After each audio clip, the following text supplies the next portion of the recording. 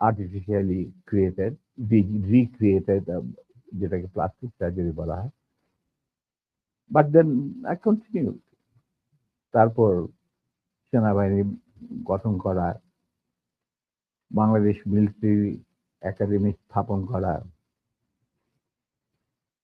PT school মানে physical training school স্থাপন করা, সিলেটে ওয়েপন অ্যান্ড ট্যাকটিক শেখার স্কুল স্থাপন করার সব দায়িত্ব আমরা পালন করি। এর সাথে সাথে চলে রিক্রুটমেন্ট ফর আর্মির যে 5টা ব্রিগেডের সাকসেস দিয়েছিল বুঝি, এই ব্রিগেড 5টা এবং বিমান বাহিনী, নৌবাহিনীর জন্য রিক্রুটমেন্টের ইনচার্জ ছিলেন deputy chief of staff Ziaur Rahman.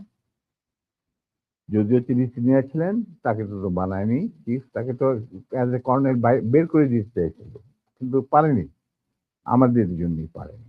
আচ্ছা, যাই হোক, ওনার স্টাফ অফিসার হিসেবে দায়িত্ব পড়ে আমার উপর। আর আমি একাই আমার অন্যান্য সহযোদ্ধা কমান্ডারদের লিস্ট ওরা পাঠিয়ে দিত। আমি প্রায় 25,000 প্রাক্তন মুক্তিযোদ্ধা যারা আমাদের আন্ডারে চাকরি করেছে, মানে যুদ্ধ করেছে, তাদেরকে আমি আর্মিতে, এয়ারফোর্সে, মানে ডিফেন্স ফোর্সে, নেভি ইনক্লুডেড, নিয়োগ রিক্রুট করি। তারপর চাকরি করতে থাকি,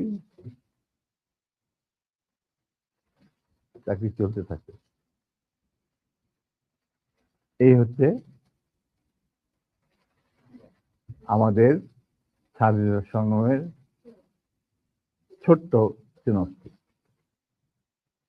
বলো এরপর কি, আর কি জানতে চাও?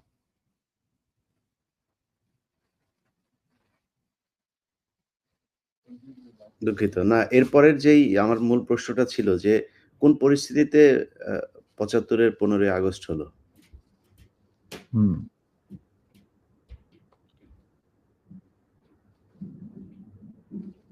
খুবই স্পর্শকাতর প্রশ্ন ইলিয়াস।